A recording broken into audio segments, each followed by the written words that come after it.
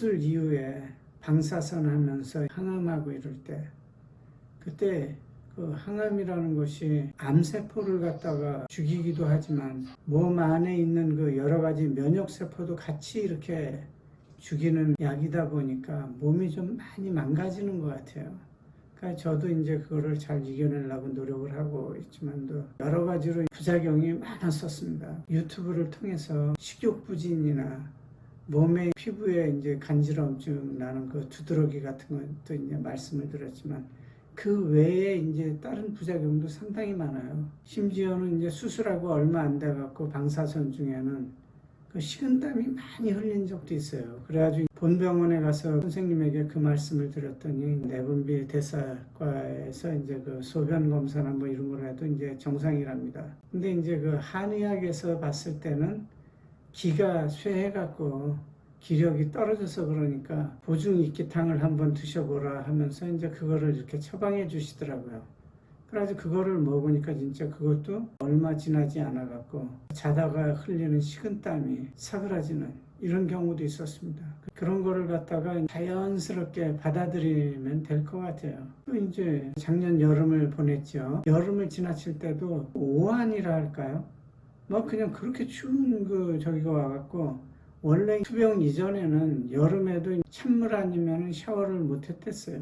그냥 아주 완전 냉수욕으로 이제 샤워를 했었는데 투병 중에는 따뜻한 물이 아니면은 샤워를 못 했습니다. 그만큼 이제 오한도 찾아 들어갔고 심지어는 어떨 때 오한이 들어갔고 베란다에 그냥 햇빛을 쬐면서 그 온유할 땡볕이 여름에 얼마나 뜨겁습니까? 근데 이제 베란다에 그 햇빛을 쬐면서도 오리털 잠바 이걸 다 꺼내서 입어갖고 막 그냥 오리털 잠바가 땀에 젖을 정도로 땀을 흘려보고 뭐 이런 적도 있었어요. 한증막 같은 데 가고 싶었지만 올해는 이제 코로나19가 얼마나 유행입니까? 그러다 보니까 이제 사우나에는 또 가지도 못하고 이러다 보니까 병원 안에 있는 찜질방이나 이런 데는 이제 들어갈 수 있지만 일반 이제 사우나의 찜질방은 가지를 못하겠더라고요. 그래가지고 이제 베란다에서 그 오리털 잠바를 다 끄집어 입고 이러면서 땀을 흘리고 막 이런 적도 있었는데 참 지나고 보니까 그것도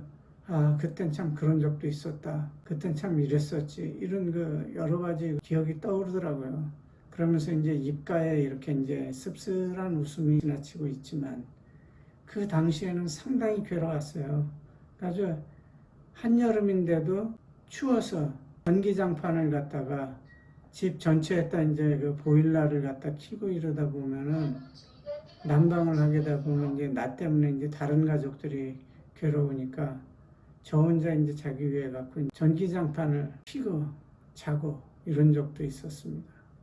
그리고 여름에도 이제 냉수욕도 함부로 못했고 항상 온수욕으로 이렇게 하고 이런 게 기억이 납니다. 여러 가지로 와병 중에 항암 후유증 다가올 거예요. 제가 후유증이 발생했던 거는 하여튼 여러분들에게 최대한 다 자세하게 말씀드리고 싶은데 잊은 것도 있겠죠. 왜냐하면 워낙에 이제 딱 이거 뭐 이렇게 아주 테마를 정해놓고 말씀드리기보다는 이제 그냥 있다 보니까 또 후유증도 이제 그 어떤 그 부작용도 한두 가지가 아니고 여러 가지로 이제 나타나다 보니까 이제 그런 게 있어요. 특히 뇌종양 같은 경우는 안에 뇌의 일부분도 많이 제거하지 않았습니까? 그러다 보니까 그것이 완전히 이렇게 복구가 되기까지는 몇 년이 걸린다고 말씀들은 하시더라고요. 사람이 자생작용이 있기 때문에 그 안에 충격적이거나 머리에 이제 충격이 가는 운동 같은 것도 이제 좀 삼가하면서 하시는 게 좋을 것 같아요.